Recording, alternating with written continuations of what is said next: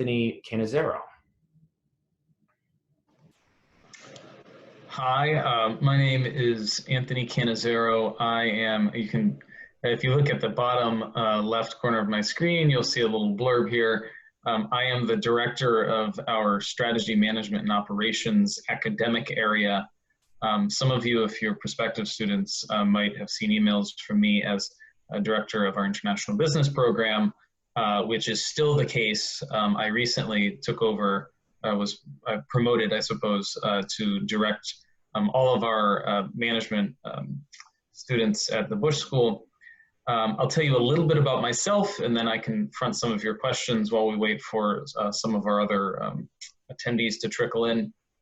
I am what's called a political economist by training. So I was trained in a combination of strategic management, which is in sort of interdisciplinary area of research, and institutional economics. Most of my work focuses on how what we call multinational enterprises, so these huge corporations that own and operate businesses around the world, adjust their strategy in response to what we call non-market risk. So this is interactions that you have with actors that are outside of your typical business channels, right? So governments, civil society groups, et cetera. A lot of the work that I do is focused on the oil industry, which some of you might find interesting right now, and corporate governance and corporate transparency, so companies playing nice, right? I have had the sort of opportunity and blessing to work with some amazing students here at the Bush School who are interested in research. It's especially refreshing to find students at the undergraduate level jumping into a research interest right away. So before I continue, let me introduce a couple of those that I have on the call with me here. Will, you unmuted yourself first, so I'll start with you. Will, do you want to say a little bit about yourself real quick? Yeah, hi guys, my name is Will Chester. I'm a senior strategy management operations major, international business minor.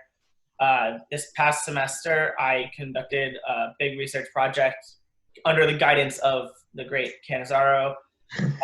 As an independent study, my research focused on the economic situation in Lebanon following regime change. For those of you who don't know, they recently underwent a regime change following some protests at the end of last year. So that was what I consider my big research paper throughout the time at school, but I conducted a variety of other, what I would consider to be research papers throughout my time for various other classes as well. So I'll be around to answer questions as well, and I'll pass that off now to our next student speaker. Hi, I'm Caitlin. I'm a junior international business major with minors in Spanish and finance. And my research project this semester was for University Research Day. And basically my topic was a combination of what we've been studying in international business class, also combined with my passions. And the topic was microfinancing women entrepreneurs in Myanmar. Basically, I took a look at the positive and negative socioeconomic effects, and it was a really great opportunity. I was under the guidance of Professor Canizaro, and he helped me with his background to produce a good hypothesis. That was my research this semester. Great, thank you both for the introductions. And I want both of our student, first of all, thank you both for joining us. And I want to sort of prove a point with both of our students here. Caitlin will be going on to a master's program, and she will be doing research, right? So she'll be pursuing a research degree. Will be going off into the real world and in gainful employment, and congratulations on accepting your job offer, Will, that we were talking about offline. Sorry about not including you guys in the conversation. But I think what is nice about having both of them here is that they demonstrate that research is valuable, both for its own sake, but also the skill set that it's going to help you develop, which we'll get into in a minute. Let me start off by asking So Philomena, Philip, and I apologize that we have one other person who's just named iPhone to me. So if you want to, you type your name into the message bar, then I'd be happy to call you by your first name, or you can remain anonymous, whatever you prefer. Do you have any questions? So I'm happy to start off by fronting questions from our listening audience. And if not, I have some questions for you, and so I'll put you on the spot. So you can ask me questions or I'll ask you questions. And feel free to unmute yourself if you'd rather. I know we have the chat box, but I'm happy to talk to you if you'd rather use your voice. All right, let me ask you a question, and you can remain silent and I'll answer it myself, or you can speak up. Philomena, Philip, or iPhone, when we say the word research, what does that usually mean to you? What do you think about when you think about the idea of undergraduate research?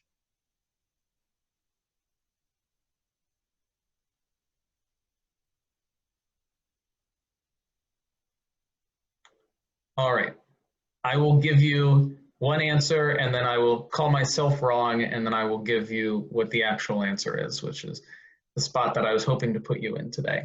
Research is not just looking something up on Google, right? So a lot of students, when they come into research, when they are asked to do a research paper, they think that they're just going to go out and sort of, I don't know, in an unstructured fashion, just pull together as many facts about something as possible, right?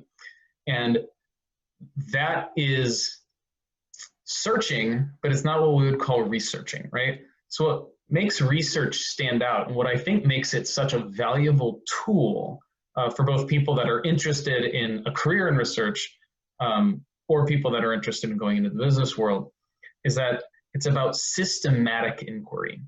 So we're trying not just to find information about something, but we're trying to find an answer to a question, right? And so typically, and Caitlin already alluded to this, that question that we talk about in research is something we call a hypothesis, right? So we see something, we want to explain it, we try to come up with an idea as to why X might be the case, and then we try to prove whether or not we're right or wrong, right? That's research. And research then is so much more valuable than what you might call sort of random or unsystematic inquiry, because what you're doing is you're adding to human knowledge, right? So I had a professor once who told me, research, you can think of all human knowledge as a sort of giant ball the size of the world. And then you zoom in, and then you find like a baseball sitting on the edge of the world. Your research is like that little bit that's just expanding the size of the sphere. But if everybody starts doing research, then all human knowledge starts to grow quickly, and we all gain from that sort of benefit, right? So systematic inquiry is important. Undergraduate research is no less valuable than research that's being done by people at the highest levels, because it helps you to understand the right types of questions to ask, and it ingrains you with a type of thinking, right? A way of sort of perceiving the world and dissecting problems that at the end of the day puts you in a position to solve problems, I think, more quickly, more efficiently, and more correctly than most people. A lot of students I've worked with in the past who have been really interested in doing research, most of them in the business, if you're in a business school, don't end up going off to do research. A lot of them go to do consulting, which is essentially, if you're not familiar with that career, is a job in which you're hired by businesses for your expertise to solve problems for them. So if I were to boil it down into one sort of sentence, it would be research is learning to systematically solve problems. So that's what I'm hoping to encourage anyone on this call to sort of participate in if you're interested in research.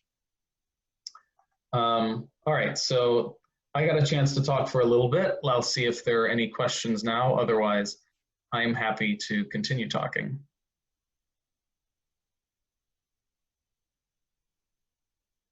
No questions? All right, so I'm going to go back to our students then just really quickly, and I was hoping that you could, Will, talk a little bit about what you found out about the effect of regime change in Lebanon and the process that you went through, right? So discuss how we had a research proposal, and we bounced those ideas back off of each other, and then sort of the conclusion that you came to. So I'll hand it back to you.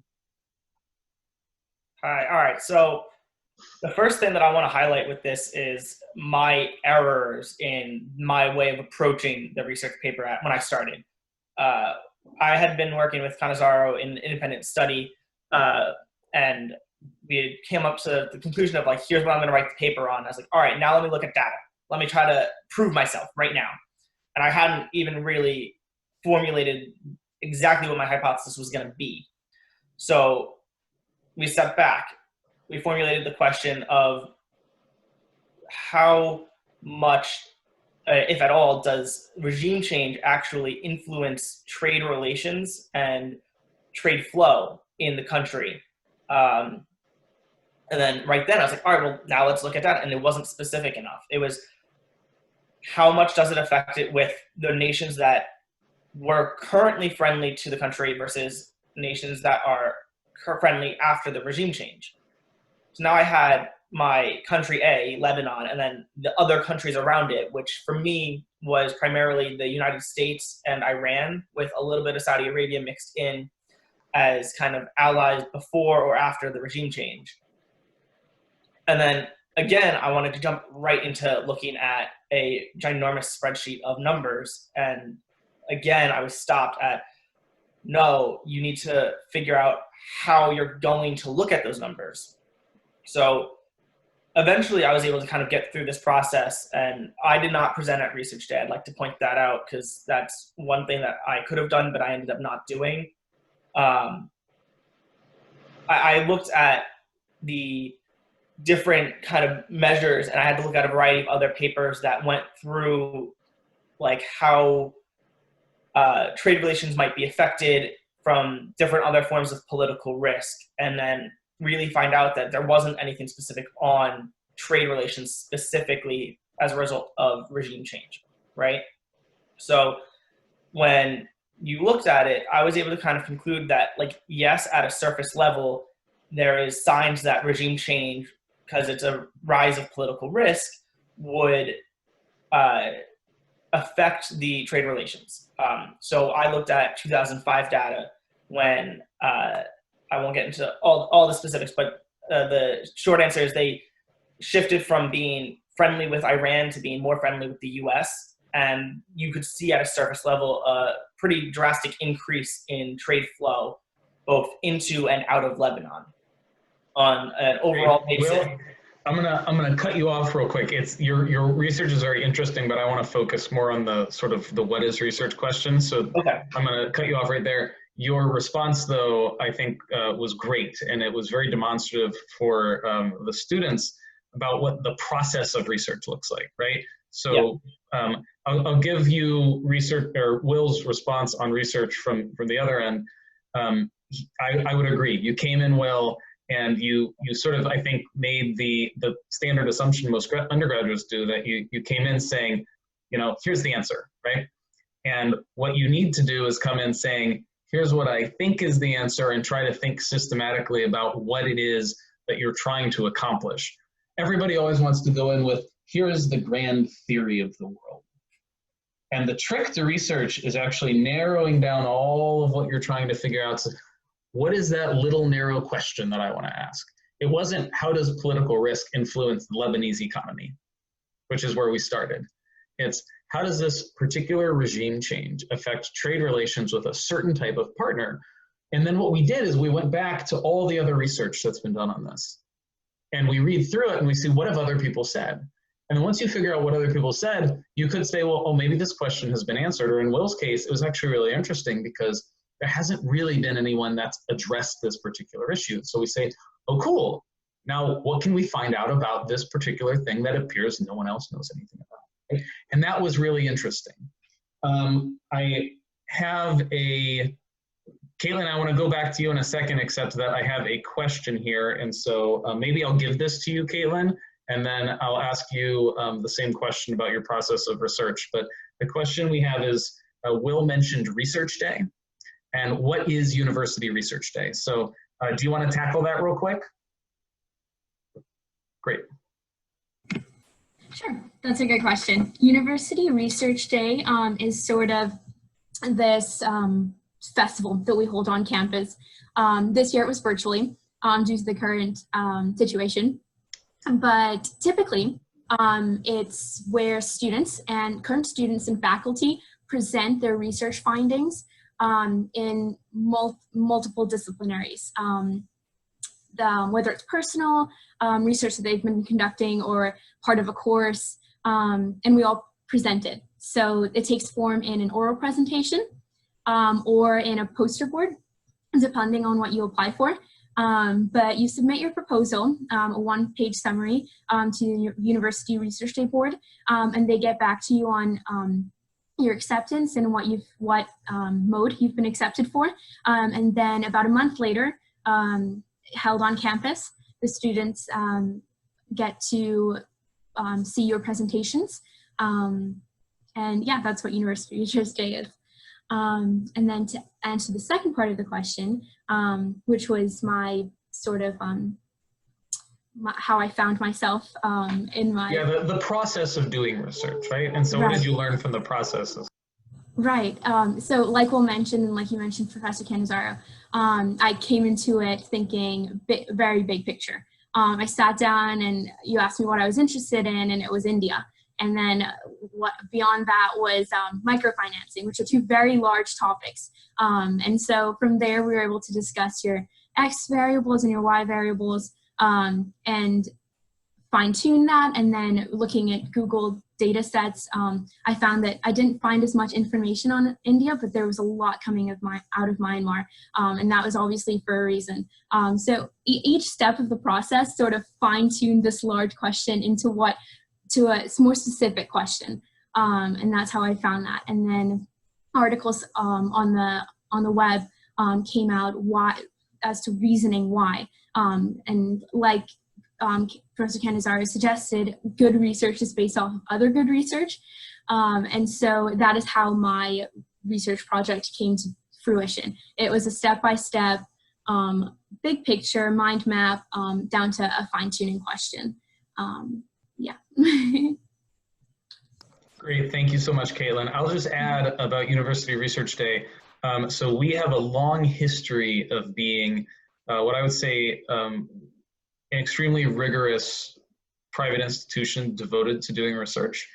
And what Research Day, and I like the way that you described it as a festival. So essentially, when most academics, students, or faculty publish research, what you would do is you would submit it to an academic journal. And I'll tell you, this process of sort of constructive criticism that the students are describing, you might think sounds uncomfortable, but it's actually meant to be extremely developmental. So hopefully, Will and Caitlin, you'll both agree that as we went back through and I, maybe, I don't want to say the word tore apart your initial sort of ideas, what you wanted to research, but that process was not meant to in any way sort of make anyone feel uncomfortable, quite the reverse, right? So I take a lot of joy in working with students saying, so this is really cool, but maybe if we look at it this way a little differently, it kind of becomes more interesting, right? And then once we start getting on the same page, you can start asking those questions yourselves, and it teaches you that mindset of sort of recognizing holes in other people's reasoning, or the holes that exist in sort of our knowledge of any particular topic, right? So that's an important part of the process. And I will tell you, that's a part of the process that never stops even once you're at the highest level. So I just found out that a research paper I'm working on that involves, I won't get into the details of what it involves, was accepted, not accepted, it was liked by the editor at a very prestigious journal, but it wasn't accepted at the journal. So what they do, and this is what happens with almost all research that's published, is they sent me a letter back saying, we really like your idea. And now here is 8 pages of constructive criticism from our blind referees saying, this is what we think you could fix or do better, right? And the first time you become an academic, you read one of these and you're like, oh, these people, they don't like what I'm doing. But you very quickly realize, no, they love what I'm doing and they're trying to make it better, right? So they're engaging in the same act of constructive criticism.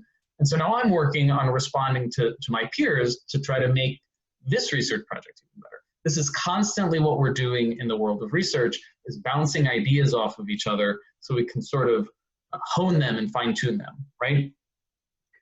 So this actually, I think, leads us into the next question that I got from you guys, which is, what skills does research sort of teach you that you benefit from going forward? And let me, before I answer myself, I'll go back to our students. Will or Caitlin, do either one of you want to talk about sort of the skill sets that you've built just from undertaking research? Yeah, I can talk a little bit. Great. I mean, like Kanazar was saying, a lot of that constructive kind of criticism and feedback is kind of honed in a skill amount of being able to just take that constructive criticism. Because when I first looked at it, I mean, Canizaro, when he says that he doesn't want to say he ripped it apart, I mean, he tore my analysis, my initial summary apart with good reason. I mean, it was way too big picture. It was way not fine. Like, it was not fine-tuned at all. And it wouldn't have really formulated out a good paper. So when I first got it, I was like, wow, this is a lot of editing I have to do to this one pager right here. I mean, I had probably like 2 pages of notes on it. And over the time of kind of getting it back and forth with him a couple of times, I probably bothered him a little too much with it. It helped me kind of just be able to take that criticism a little bit better. And then even when I was having my full paper formulated out, I was talking through the ideas with other people. I was talking through it with my family, with other classmates and friends at even other schools, and getting more of that kind of criticism. So getting used to kind of putting your ideas out there to hear exactly what other people think of it and how to make it better was one of the biggest skills that I kind of got from doing a big kind of challenging topic like that. Thank you, Will. Caitlin, anything else you want to add?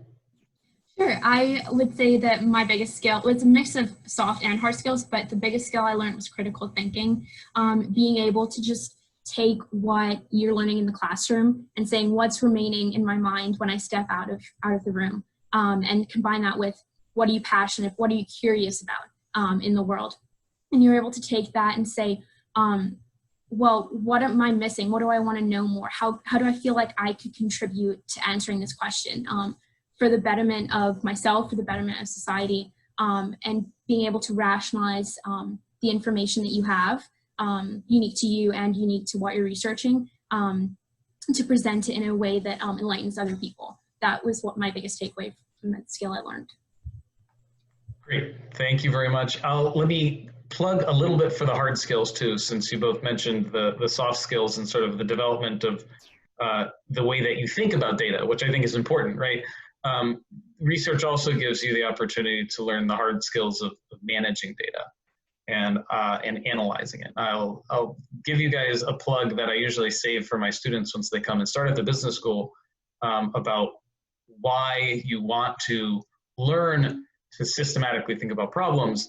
And the reason is this: you, especially you guys, young people, Caitlin, Will, Philip, iPhone, all of you guys are coming into a world which is fundamentally different than any other world that's existed before. You're going into a world in which, instead of having an absence of information, right, you have to spend long periods of time trying to track down information. You have not just an abundance, but an overabundance. The primary cognitive task that mankind faces going forward is actually sorting out of all the garbage information and focusing only on information which matters, right? And this is a skill that you learn by doing research. And this is why I think it's especially important, especially in a business school where a lot of what we do impacts people's lives or public policy, that students sort of have these hard skills of analyzing large amounts of data and being able to extract insights, which allow us to push forward in the way that we think about the world.